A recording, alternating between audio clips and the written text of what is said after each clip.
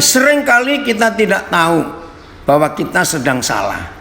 Tapi jahatnya manusia, kita pintar melihat salahnya orang lain. Betul tidak? Nah, itulah orang yang sombong. Maka itu mari kita cek begini caranya supaya hati kita tetap benar di hadapan Tuhan. Ya, saya berikan contoh.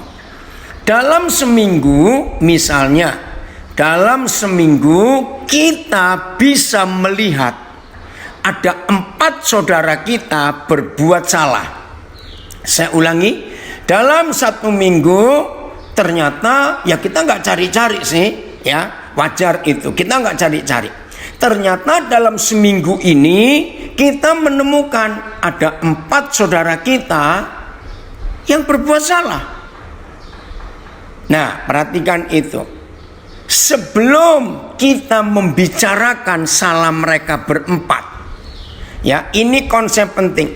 Sebelum kita mendiskusikan atau membicarakan salah mereka berempat, ayo kita jujur, temukan juga mungkin ada yang salah di hidup kita yang kita tidak tahu. Nah, untuk itu keadilan itu nyata. Jadi sebelum kita, maaf dalam tanda kutip, dipakai untuk mengoreksi saudara kita yang kita tahu dia salah, ya belajarlah untuk minta Roh Kudus menunjukkan ada yang salah nggak di hidup kita. Masih ingat pemazmur, Mazmur 26, Mazmur 139, ya, selidikilah aku Tuhan, ujilah aku, kenalilah pikiranku, apakah ada hal-hal yang jahat yang aku tidak tahu. Nah, itu doa yang luar biasa. Maka itu kalau kita mau rendah hati, mau jujur, ya saya ulangi lagi, Tuhan, kau mengenal isi hatiku. Betul, Tuhan sangat kenal. Apakah aku sungguh-sungguh mengasihimu? Selidiki, kenali hatiku. Wah, ini doa yang luar biasa. Nah, saya ulangi lagi. Kalau kita bisa melihat dalam minggu ini ada 4 saudara kita yang berbuat salah dan kita tahu, sebelum kita mendiskusikan kesalahan mereka 4 saudara itu, jujur rendah hati, selidiki, minta Roh Kudus menyelidiki apakah ada yang tersembunyi dalam hidupku ini yang aku tidak tahu. Karena itu kejelekan kita manusia, sangat pintar meneliti, mengoreksi salahnya orang lain, tapi sulit kita menemukan kesalahan diri kita sendiri. Puji Tuhan kalau kita mau jujur, mau rendah hati. Nah, inilah salah satu persyaratan saudara dan saya bisa menjaga fokus dan konsentrasi perjalanan hidup kita kepada tujuan yang Tuhan sediakan buat kita. Ibrani 12 ayat yang kedua kita akan baca lebih dulu. Siapa di sini, Aan atau Erik, yang akan menunjukkan ayatnya? Ibrani 12 ayat yang kedua. Oke, begini firman Tuhan. Marilah kita melakukannya. Melakukan apa? Melakukan perjalanan iman kita bersama dengan Bapa di surga selama kita masih hidup di dunia ini. Bagaimana cara kita melakukannya? Cara melakukannya hanya dengan mata yang tertuju kepada Yesus. Ibet, terima kasih. Kamu walaupun sedang di rumah sakit bisa ikut hadir untuk belajar firman Tuhan. Percaya mujizat terjadi dalam hidupmu, dalam hidup suamimu juga. Saudara, sejak kemarin ya saya cukup panik. Ada beberapa anak-anak saya yang positif karena virus itu, dan mereka ada di beberapa rumah sakit. Sampai tadi malam waktu Nabi Re jam 2, saya masih telepon menguatkan mereka. Puji Tuhan, tadi pagi dapat berita salah satu dari mereka sudah boleh pulang, tapi istri dan mertuanya masih dirawat. Nah, tadi 5 menit sebelum saya masuk, maka itu saya agak terlambat. Satu anak saya lagi dikatakan kok sesaknya tambah. Saya kuatkan dia lebih dulu. Nah, saudara, harusnya hari Jumat nanti ada ibadah Natal. Karena kemarin ada beberapa panitia dari Natal itu yang dinyatakan positif. Nah, keluarganya pun berjaga-jaga. Akhirnya kemarin diputuskan kita tunda dulu. Saya bilang nggak apa-apa, ya, tetap Tuhan hadir untuk hidup kita. Jadi sepanjang sore kemarin sampai tadi pagi ini, betul-betul saya cukup sibuk. Ya, secara manusia wajar, ada ikut panik juga mendengar istri, anak, suami menangis karena begini. Terima kasih Bayu untuk doanya, anak saya dari Pontianak ini. Nah, puji Tuhan ada yang ngikuti dari rumah sakit, puji Tuhan. Nah, saudara, tema saya ulangi lagi yang kita pelajari hari ini. Belajar tetap bisa fokus dan konsentrasi kepada tujuan hidup yang Tuhan tetapkan buat kita. Apapun kondisinya, apapun keadaannya dan situasinya. Maka itu Ibrani 12 ayat 2 jelas sekali kita belajar. Marilah kita melakukannya dengan mata yang tertuju kepada Yesus. Wih, luar biasa. Untuk apa? Kepada Yesus yang memimpin kita dari iman dan membawa iman kita kepada kesempurnaan. Terima kasih Bapak untuk itu.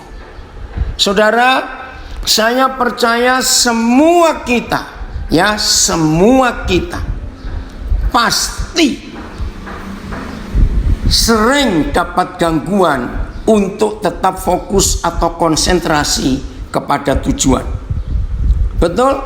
Pasti semua kita sering mengalami itu. Wajar, namanya manusia. Nah, coba kita renungkan ilustrasi ini. Dari semua orang-orang yang punya profesi menjalankan sebuah alat transportasi, ya, menjalankan sebuah alat transportasi, baik itu kereta api, baik itu mobil, bis, baik itu kapal laut, baik itu pesawat. Saudara perhatikan, semua kita pasti tahu jawaban pertanyaan saya.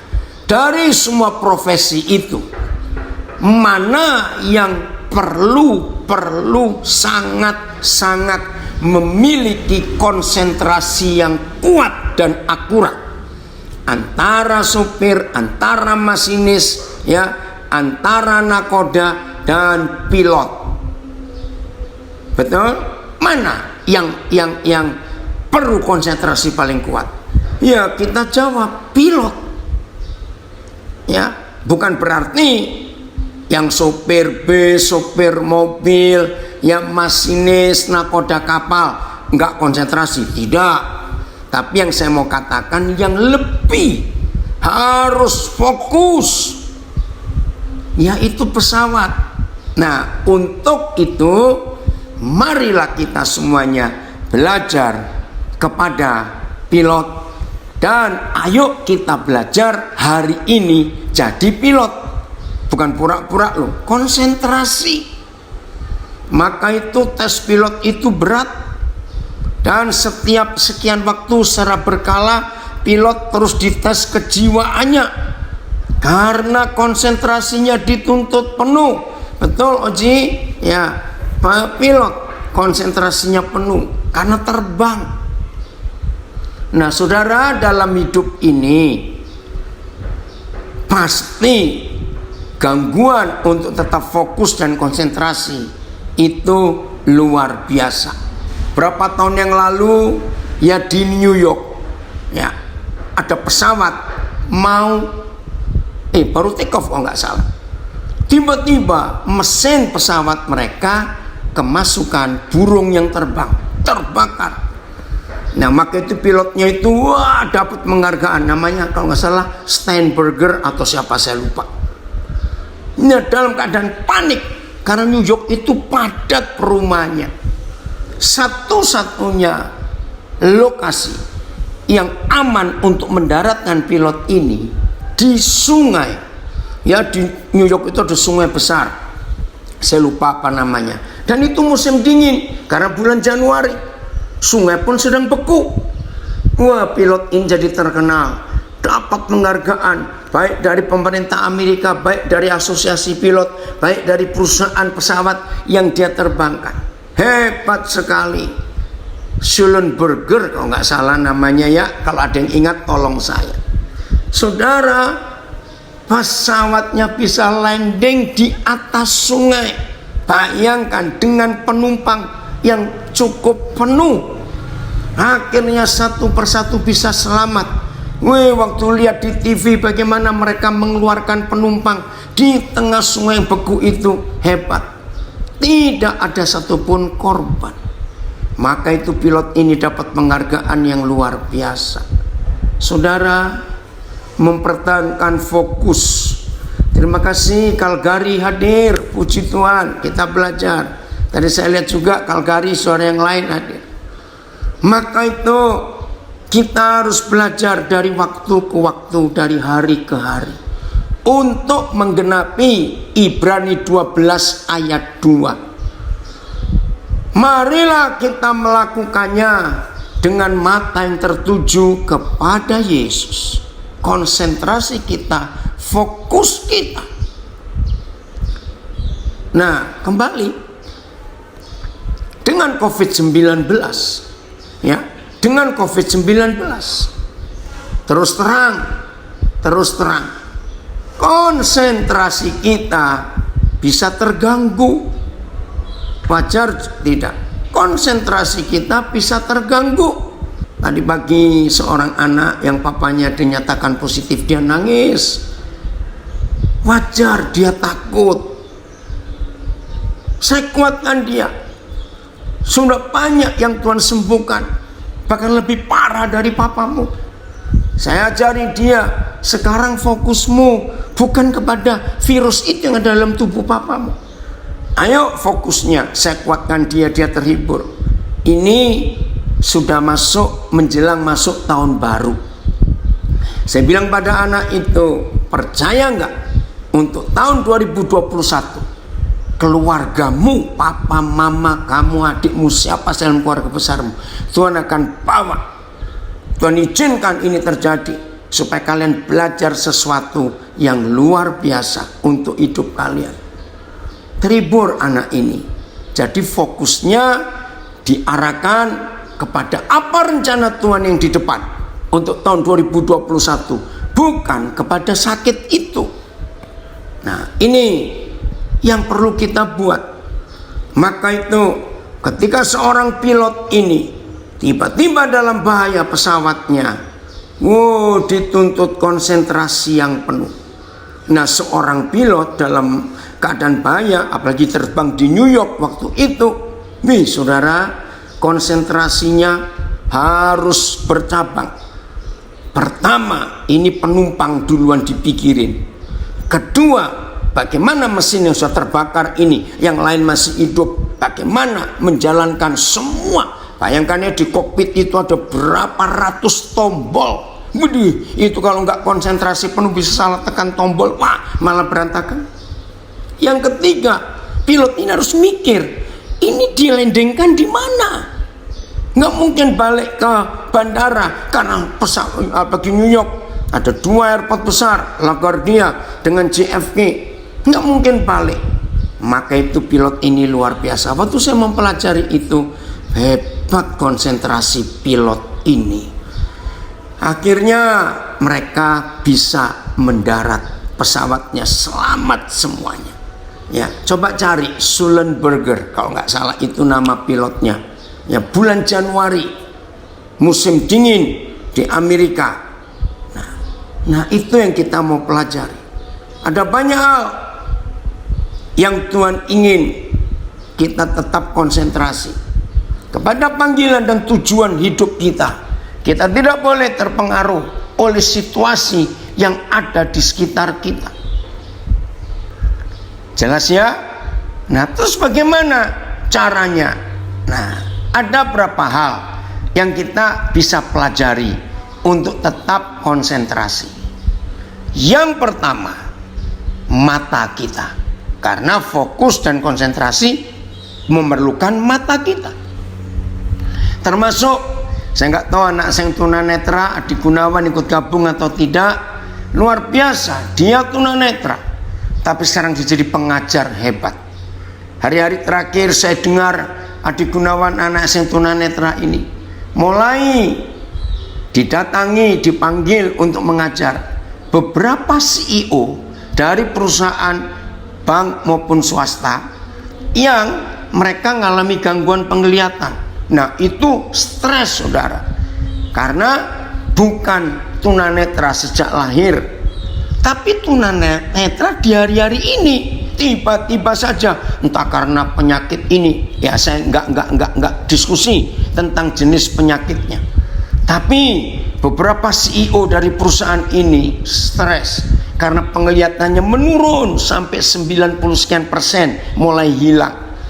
Nah, saya dengar anak saya Adik Gunawan ini dipanggil untuk menguatkan mereka, untuk menghibur mereka, untuk mengajari menggunakan aplikasi di HP smartphone yang mereka punya. Wah, waktu saya mendengar kisah itu dan ditunjukkan foto-fotonya, bahkan videonya, bagaimana dia menjadi tutor, ya, mengajar CEO-CEO ini, ya, dari melek tiba-tiba penglihatannya turun sekian puluh persen. Itu stresnya luar biasa dan hasilnya hebat.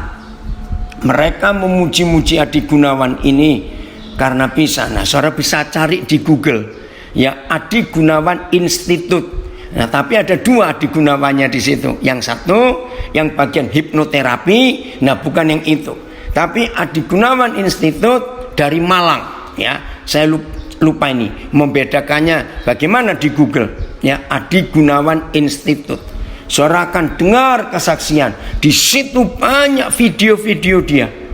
Bagaimana dalam keadaan tunanetra bisa menolong banyak tunanetra yang lain. Nah, jadi walaupun tunanetra harus tetap fokus. Tidak boleh kehilangan konsentrasi. Hebat juga. Nah, bahkan Adik Gunawan ini bisa main game, saudara. Saya pertama kali lihat dia, kamu main game? Gamenya bukan game yang gampang-gampang, game perang. Nah, saya tanya, dari mana kamu tahu nembaknya? Ini ada musuh dari sebelah situ. Ya, itulah hebatnya tunanetra, diberi kepekaan khusus. Jadi Pak, saya konsentrasi, dengar ini dari mana. Wah, ini hebat sekali. Bahkan sekarang di Jerman sudah keluar, saya lupa apa. Jadi kacamata untuk tunanetra yang bisa memvisualisasikan dengan kacamata itu apa yang dilihat di depannya. Wih, luar biasa. Saya janji pada dia, nanti kalau papa ke Jerman, papa akan belikan kacamata itu untuk kamu. Wih, hebat sekali. Nah, saudara, apalagi yang melek. Yang tunanetra saja perlu fokus, perlu menjaga konsentrasi. Ya maaf, yang melek saja perlu, apalagi yang tunanetra. Nah, maka itu kalau kita bisa ketemu tunanetra yang seperti itu, semangat hidupnya luar biasa. Kita terdorong untuk semangat. Maka itu kalau kita masih bisa melek, bisa melihat, jangan kalah dengan yang tunanetra. Kalau saudara bisa ketemu Adik Gunawan itu senyum terus. Ya, selama saya kenal dia, saya nggak pernah dia cemberut. Hebat sekali pelayanannya. Tiap hari orang kontak dia dan dia mengajar. Nah, bayangkan dalam kondisi seperti itu, dia ngajarnya online, saudara, secara virtual. Keren nggak? Maka itu kita jangan kalah. Puji Tuhan untuk contoh-contoh itu. Maka itu mari kita belajar dari tunanetra ini. Nah, sekarang kita lihat Markus pasal 10. Mulai ayat 46. Ayat 46. Markus 10. Lalu tibalah Yesus dan murid-muridnya di Yeriko. Dan ketika Yesus keluar dari Yeriko bersama-sama dengan murid-muridnya, dan orang banyak yang berbondong-bondong. Bayangkan, dengan murid-muridnya keluar dari Yeriko, lalu bisa tutup nggak?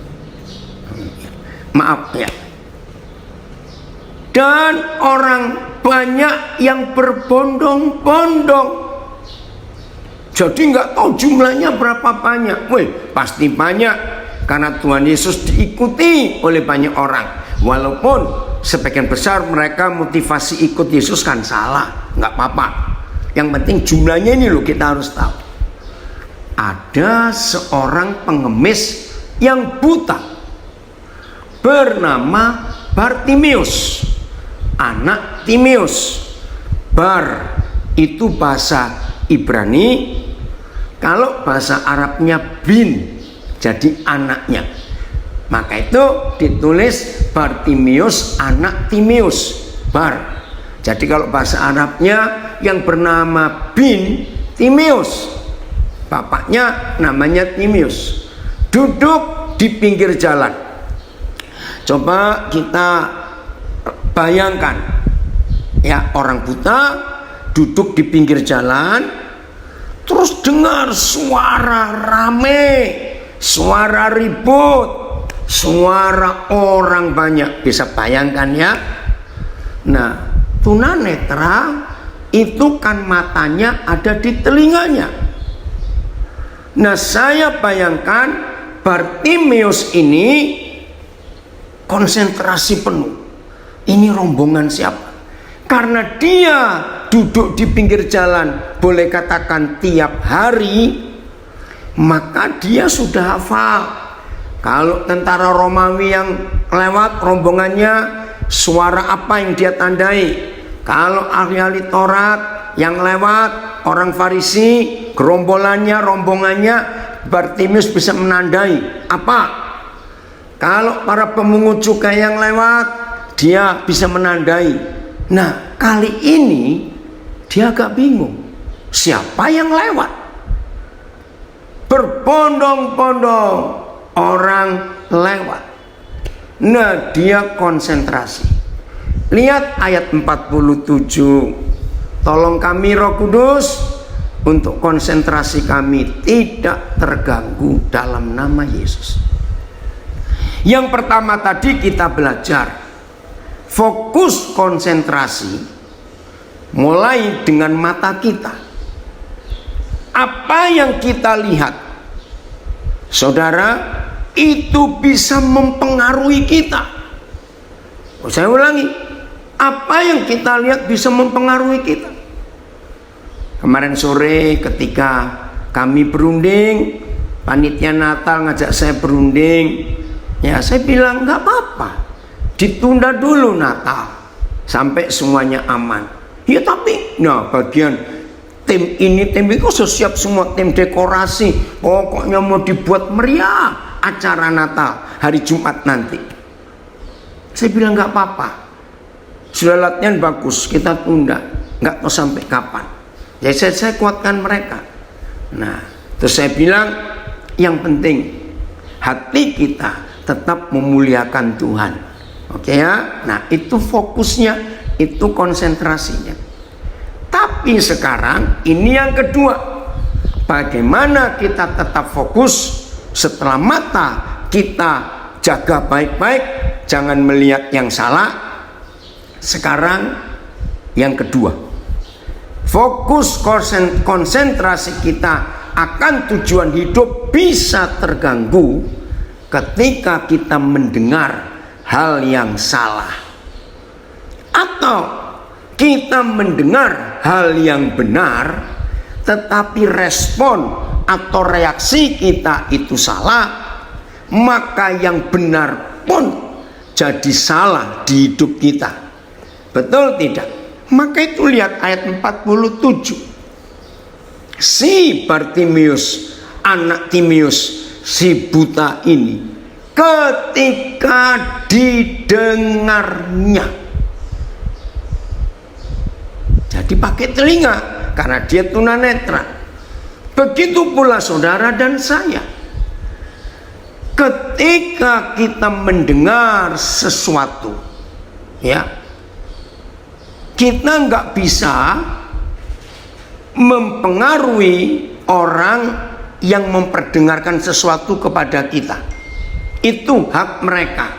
Saya ulangi, saudara dan saya tidak punya hak untuk mengajar, memberitahu, mempengaruhi orang-orang di sekitar kita yang mengeluarkan suara apa saja, karena itu hak mereka.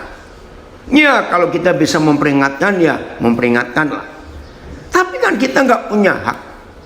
Maka itu penting apa yang kita dengar, bagaimana kita bisa konsentrasi tetap apapun yang kita dengar dalam hidup ini. Nah, ini loh, si buta ini luar biasa pendengarannya. Perhatikan ayat 47 Markus 10. Ketika didengarnya bahwa itu, apa itu, rombongan orang yang ramai saat itu, ternyata Bartimius ini bisa mendeteksi itu rombongan siapa yang lewat, kok ribut dan ramai sekali. Perhatikan kalimat ini. Papa terima kasih ada firman seperti ini. Ketika didengarnya bahwa itu adalah rombongan, saya tambahkan kata ini ya, adalah rombongan Yesus orang Nazaret. Coba perhatikan, hebat si buta ini bisa mendeteksi ini rombongan siapa.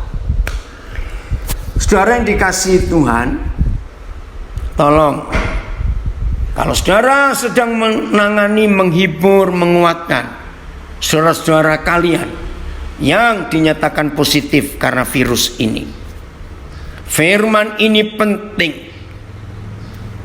Dokter mendiagnosa begini, begitu, terima, karena itu dokter. Mereka belajar, kita mendengar. Dokter berkata begini, berkata begitu, dengar, karena itu dokter. Tapi ini dia konsentrasi kita, ya, beritahu keluarganya, konsentrasi keluarga tidak boleh mendengar suara dokter itu. Kita terima, tapi tidak boleh menjadi hal yang salah di hidup kita. Lalu bagaimana keluarga mendengar apa? Nah, ini dia, harus mendengar apa yang Tuhan pernah janjikan, yang Tuhan pernah katakan untuk keluarga kita. Itu fokus kita, itu konsentrasi kita. Maka itu ketika satu kepala keluarga semalam harus masuk rumah sakit karena sesak, saya kuatkan anaknya, istrinya. Fokus kalian bukan kepada apa yang papa dan suami kalian hadapi.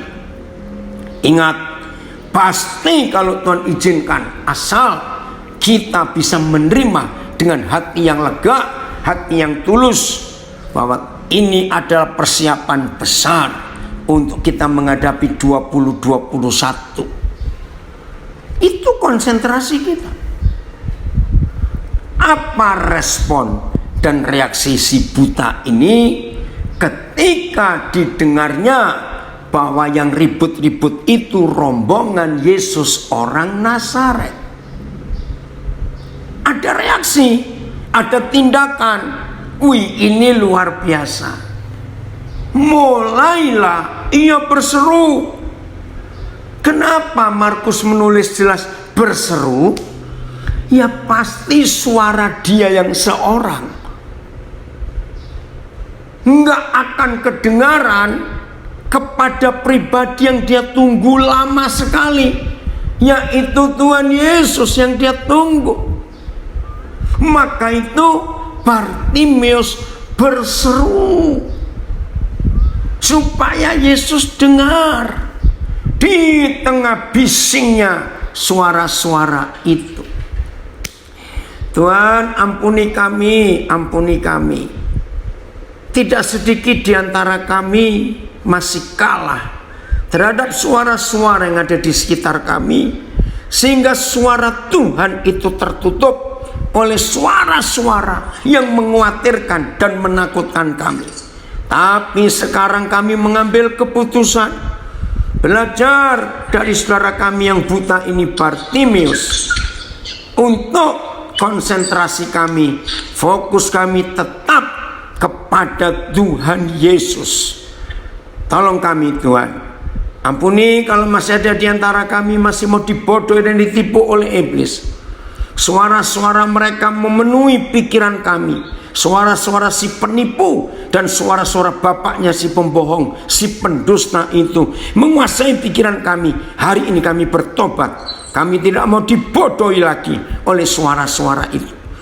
Kami hanya mau konsentrasi dan fokus kepada suara Gembala Agung kami, Gembala yang sangat baik, yang sangat tahu akan apa yang kami perlukan dalam hidup.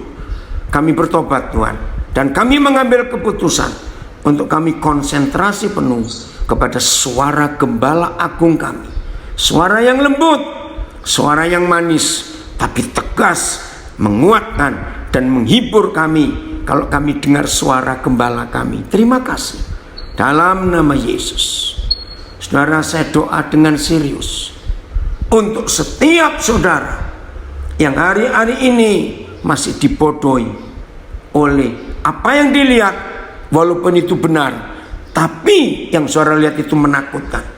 Lepaskan itu dan fokus melihat Tuhan Yesus.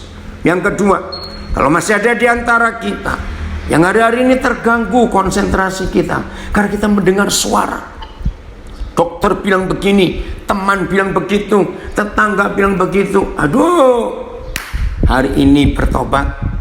Ayo fokus kita.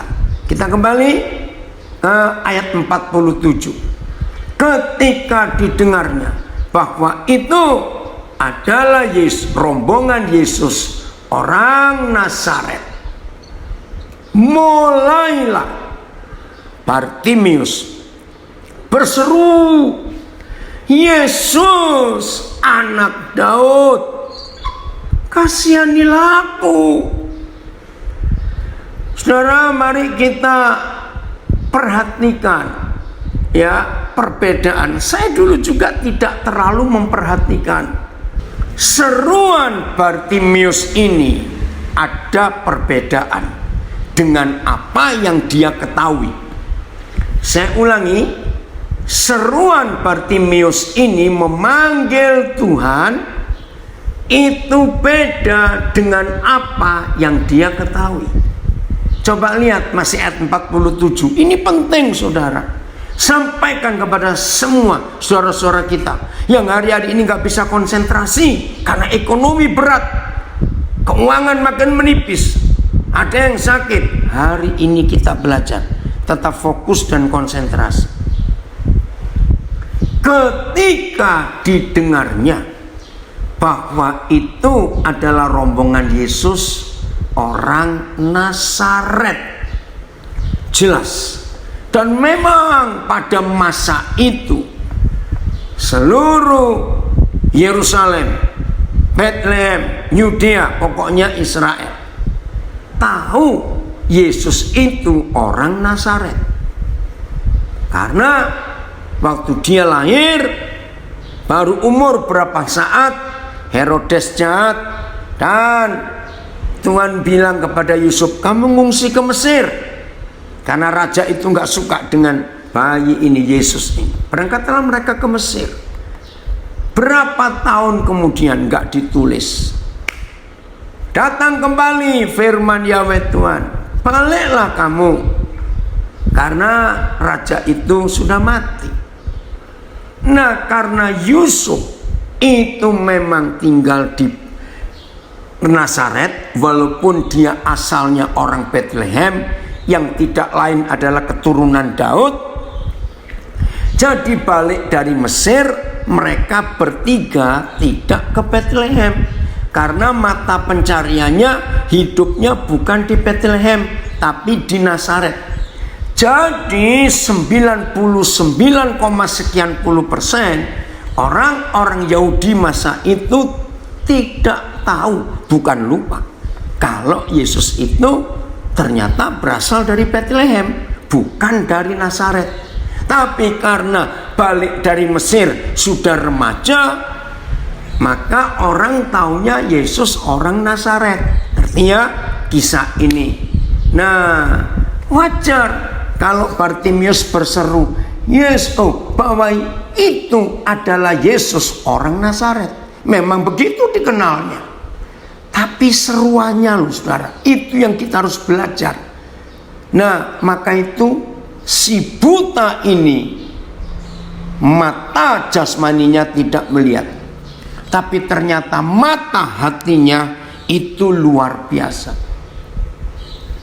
Ketika didengarnya bahwa itu adalah Yesus, rombongan Yesus orang Nazaret, tapi berserunya kok bukan Yesus orang Nazaret, kasihanilah aku. Loh, kenapa dia berkata Yesus anak Daud, kasihanilah aku? Ayo kita belajar. Kepada si buta ini, konsentrasi dan fokus hidupnya ke siapa? Bartimius tahu Yesus itu orang Nazaret. Bahkan seluruh Israel tahu dia memang orang Nazaret karena ikut bapaknya, yaitu Yusuf. Oke, orang Nazaret. Tapi nggak tahu bagaimana dalam fokus imannya, dalam fokus konsentrasinya, dia tahu Yesus ini anak Daud. Mari kita bongkar apa bedanya Yesus orang Nazaret dan Yesus anak Daud. Beda jauh. Kalau Yesus orang Nazaret, berarti Tuhan Yesus itu tukang mebel, tukang kayu. Maka itu waktu Jokowi terpilih jadi presiden periode pertama, wah, orang Indonesia pintar mencocok-cocokkan. Nah, itulah istilah Jawa, ilmu cocokologi, ya, dicocok-cocokkan. Ada istilah dalam bahasa Jawa yang nggak ngerti nggak apa-apa, otak atik gatuk. Ya, jadi disambung-sambung. Oh, Yesus itu, Pak Jokowi itu seperti Yesus, sama tukang kayu. Ya, nah, bukan begitu. Oke lah, sudah. Nah, kalau Bartimius berseru Yesus orang Nazaret, kasihanilah aku. Tahu nggak? Langsung Bartimius dapat meja kursi satu pasang, almari dan tempat tidur.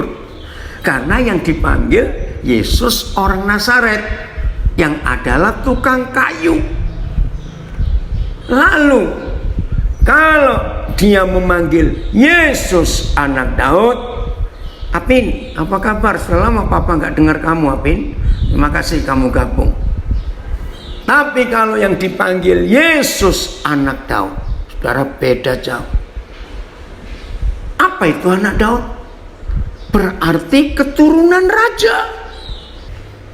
Banyak Yesus plus ini, banyak Yesus plus itu. Nah, itu jangan. Jadi Yesus itu Yesus. Tidak perlu plus minyak urapan, tidak perlu plus banner, plus ini. Tidak. Yesus itu Yesus. Setuju? Jangan ditambahi. Kalau kita menambahkan Yesus plus ini plus itu, justru kita menghina dan merendahkan otoritasnya sebagai raja segala raja. Karena Bartimius memanggil, Yesus anak Daud, berseru loh. Berarti dia memanggil raja segala raja. Kasihanilah aku. Wih, ini luar biasa saudara. Kasihanilah aku. Kembali Markus 10 ayat 48. Terima kasih Bapak. Maka itu hari-hari ini ayo konsentrasi kita yang macam-macam. Udah. Nah, masalah terjadi apa? Yaitu orang-orang di sekitar kita ini loh, yang seringkali maaf, maksudnya baik tapi ngaco. Maaf ya, orang-orang di sekitar kita. Maka itu perhatikan, banyak orang menegurnya supaya ia diam. Perhatikan, ada dua tujuan kenapa orang banyak menegurnya. Satu, pasti direndahkan, diremehkan. Siapa kamu? Pengemis buta lagi, ngapain teriak-teriak? Pasti ada yang nyinyir, atau kata nyinyir, orang seperti kamu nggak mungkin Tuhan Yesus memperhatikan kamu. Wajar bukan?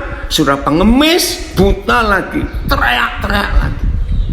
Yang kedua, pasti begini, hei, jangan ribut, kamu ganggu saja. Kami ini lagi rebutan mau berjumpa dengan Yesus itu. Kamu suruh buta, pengemis, ribut lagi. Wajar bukan? Itulah sikap manusia, suka meremehkan orang lain. Mari kita bertobat. Bapa, ampuni kami yang suka meremehkan orang lain, ampuni kami. Namun semakin keras, ini loh yang luar biasa. Oke, ada komen di sini. Ya, kalau Yesus tidak dipanggil anak Daud, pasti Yesus nggak menolong si buta. Bukan nggak menolong. Ya, kalau dipanggil orang Nazaret dia cuma dapat kursi karena dia tukang kayu. Oke. Namun semakin keras ia berseru, anak Daud, kasihanilah aku. Tuhan tolong kami. Saya minta saudara-saudara yang sedang gabung di sini dan hari-hari ini ada di antara kita, konsentrasi kita sedang terganggu dengan macam-macam suara yang muncul hari-hari ini. Maukah kita tetap konsentrasi pada suara Gembala Agung kita? Ingat Yohanes 10 ayat 27-28, domba-dombaku mendengarkan suaraku. Dan domba-domba enggak cuma mendengar suara gembala, ada kalimat penting, dan mereka mengikut aku. Terima kasih Bapak. Hari ini yang masih dibodohi dan ditipu oleh si kunyuk itu, oleh penipu dan bapaknya pembohong itu, karena saudara sedang dialihkan konsentrasi saudara kepada suara-suara yang lain. Bertobat hari ini karena saudara menghina suara Gembala Agungmu. Tolong catat, domba-dombaku mendengarkan suaraku dan mereka mengikut aku.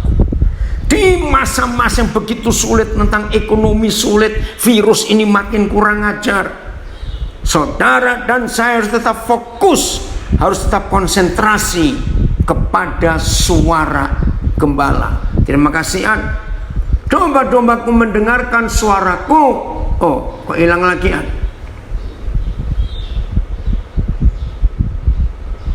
Ayo An, ayat 27. Kenapa ganti penampilannya? Domba-dombaku mendengarkan suaraku dan aku mengenal mereka. Terima kasih, kita dikenal. dan mereka mengikut aku. Tolong sampaikan kepada semua keluarga, saudara, rekan yang dinyatakan positif, supaya konsentrasi dan fokus mereka hanya kepada Gembala Agung kita, bukan ke yang lain-lain. Ekonomi berantakan pun karena suasana begini, tetaplah fokus pada suara Gembala kita. Ini penting. Sus Ida, jangan menyerah. Fokus, konsentrasi kepada Gembala Agung kita. Ini ada saudara kita yang saya sebut tadi namanya. Ayo, ada komen, Tuhan Yesus tolong kami untuk peduli teriakan jiwa-jiwa yang menderita, bukan malah membungkam mereka. Ampuni kami Tuhan, kalau kami egois malah membungkam mulut mereka. Terima kasih untuk doa yang luar biasa. Saya lanjutkan. Jadi dengarkan suara Gembala Agung kita, karena dia sayang kita, dan kita harus fokus kepada Gembala Agung itu. Dia mengenal kita dan kita harus mengikut dia. Dan kembali ke Markus 10 bagian terakhir. Selalu fokus dan fokus kepada Tuhan Yesus, maka kita aman dan sentosa. Puji Tuhan, dari Cibinong menulis itu. Mari ayat 49. Terima kasih Bapak, terima kasih. Inilah kepedulian Tuhan Yesus, dan inilah hati yang dimiliki oleh presiden kita sekarang. Di tengah kerumunan orang banyak, presiden kita tetap punya waktu untuk mau selfie bersama beberapa orang yang minta. Luar biasa. Ingat berapa waktu yang lalu viral? Ya, puji Tuhan. Buku, ini anak saya yang dinyatakan tadi pagi sudah bisa keluar dari rumah sakit, tapi istrinya dan mertuanya masih ada. Percaya Tuhan buat mujizat. Masih ingat viral berapa waktu yang lalu, agak lama. Di tengah kerumunan orang banyak, presiden menghadiri satu tempat. Tiba-tiba ada anak, nggak tahu umur berapa, laki-laki, tapi anak ini agak terbelakang secara kejiwaan. Teriak, minta dipeluk presiden. Wih, saya nangis waktu lihat video itu. Masih ingat ya? Presiden Jokowi langsung menerima dan digendong anak itu. Anak itu senangnya luar biasa. Lalu ibunya diwawancara oleh reporter, bilang, sudah lama anak saya ini pengen ketemu presiden. Saudara, begitu rendah hatinya presiden. Ternyata ini yang Tuhan Yesus katakan. Lalu Yesus berhenti dan berkata, panggillah dia.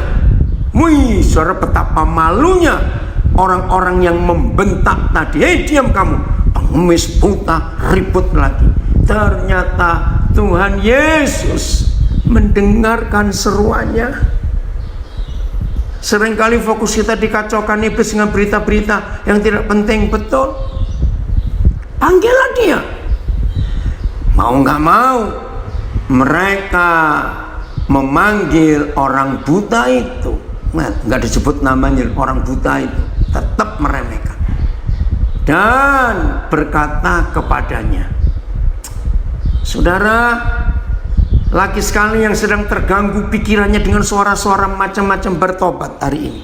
Dengar, kalau saudara dan saya tetap bisa konsentrasi kepada Gembala Agung kita, kalau kita tetap bisa konsentrasi kepada apa yang Tuhan buat, lihat hati Yesus terhadap kita yang mau mendengarkan suaranya, mau taat hidup pada suaranya, enggak taat kepada si setan-setan itu yang membohongi dan menipu banyak orang. Stop hari ini. Lalu Yesus berhenti dan berkata, panggillah dia. Mereka memanggil orang itu, orang buta itu, dan Yesus berkata kepadanya, oh luar biasa, ya uji buku COVID, tapi hari ini sudah diizinkan pulang. Ya, nanti Papa kasih WA, nomor WA-nya. Buku, masih ingat Bang Fauzi? Ya, Dia mau tanya WA-mu, nanti papa kasih. Kuatkan hatimu. Luar biasa. Berdirilah. Orang banyak ngomong, maaf, bukan Tuhan Yesus. Kuatkan hatimu. Wih, luar biasa loh. Kamu dapat kesempatan. Dia memanggil engkau. Ayo, kira-kira kalau kita Bartimius, wih, senangnya luar biasa. Lalu Bartimius menanggalkan jubahnya. Ia segera berdiri dan pergi mendapatkan Yesus. Luar biasa. Tanya Yesus kepada Bartimius, terima kasih Tuhan. Terima kasih. Sampai hari ini pun Tuhan Yesus masih perhatikan kami. Terima kasih. Kami tidak meragukan kasih Tuhan dan perhatian Tuhan terhadap kami. Dalam nama Yesus. Terima kasih. Tanya Yesus kepadanya, apa yang kau kehendaki supaya aku perbuat bagimu? Saudara dengar. Percaya tidak, sampai hari ini pun Tuhan masih bertanya itu kepada kita masing-masing. Apa yang kau kehendaki supaya aku berbuat bagimu? Ini baru pertama kali Bartimius jumpa Tuhan Yesus. Nah, kita kan sudah hidup dengan Tuhan, pasti lebih daripada itu. Jawab orang buta itu, Rabuni, artinya guru. Tuhan, supaya aku dapat melihat. Lalu kata Yesus kepadanya, pergilah, imanmu telah menyelamatkan engkau, telah memulihkan engkau, telah menyembuhkan engkau. Pada saat itu juga melihatlah ia. Lalu Bartimius mengikuti Yesus dalam perjalanannya. Saudara, ayo dalam situasi segawat ini, segenting ini, kita bergerilya, ya, menerobos wilayah musuh yang begitu banyak merusak iman dan fokus beberapa saudara-saudara kita dalam masalah ekonomi dan kesehatan seperti ini.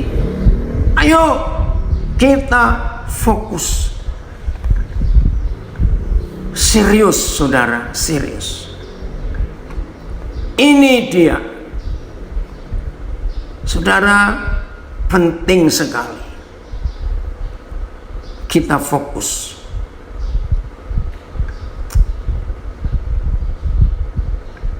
Uci, tolong beritahu Cik Foni untuk sebentar aja buka ikut ini, karena Cik Foni lagi sibuk berapa kali WA papa ini. Ya, terima kasih Uci. Jadi percayalah, sampai hari ini Tuhan Yesus tidak pernah berubah. Amin. Sampai hari ini Dia tetap sama.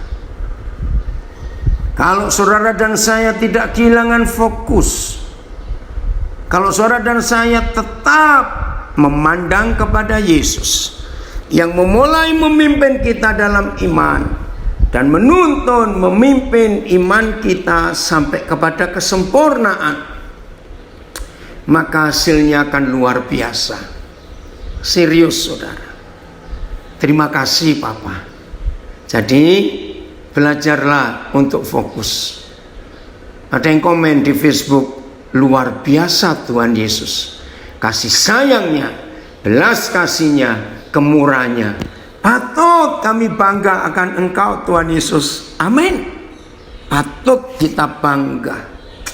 Terima kasih Bapak, terima kasih. Ini yang kita harus miliki untuk kita tetap fokus, konsentrasi penuh dalam perjalanan iman kita untuk tujuan hidup yang Tuhan sediakan buat kita. Saudara, Ayo kita melakukan itu. Inilah kasih Tuhan yang tetap sama dari dulu sampai selama-lamanya, gak pernah berubah. Jadi kita harus fokus. Terima kasih ya Tuhan untuk itu. Maka kesimpulannya, yang buta matanya, maaf ya jangan tersinggung, yang buta matanya ternyata hatinya melek. Maka itu Bartimius bisa melihat Yesus dengan pendengarannya, dan dia tahu siapa Tuhan Yesus. Walaupun secara fisik manusia dia orang Nazaret, tapi dia tahu dalam imannya ini anak Daud, raja segala raja. Maka kita jangan tersinggung saya pakai kalimat ini. Maka kita yang melek matanya, jangan kita buta mata hati kita, maaf ya, jangan. Ayo kita melihat dengan mata iman, mata hati, dan penglihatan kita konsentrasi. Hebat sekali Tuhan kita, Tuhan yang hidup. Maka hanya cukup percaya saja, mujizat pasti datang untuk kita. Amin. Saya baca komen lagi. Doa ini di Facebook. Tuhan, selidiki hatiku ini, jangan ada sesuatu yang tersembunyi, supaya saya layak melakukan perjalanan iman dan tetap fokus mendengar suara Gembala yang agung, serta melihat orang-orang di sekitar saya yang sedang kesusahan. Biarlah saya boleh menjadi pelaku firman dan bukan cuma jadi pendengar. Ampuni saya Tuhan. Sama-sama saya pun doa seperti itu. Jangan egois. Terima kasih Tuhan untuk apa yang Tuhan ajarkan kepada kita dalam hidup kita. Oke, jadi mulai hari ini ayo konsentrasi kita tidak hilang, tetap melihat dan memandang kepada Yesus Raja segala raja yang duduk di atas takhta itu dalam kemenangan dan kemuliaannya. Tuhan Yesus memberkati kita semuanya. Puji Tuhan, biar hati kita tetap bersih dan arah kita tetap kepada Dia dalam tujuan hidup ini. Jadilah pelaku firman ini. Haleluya.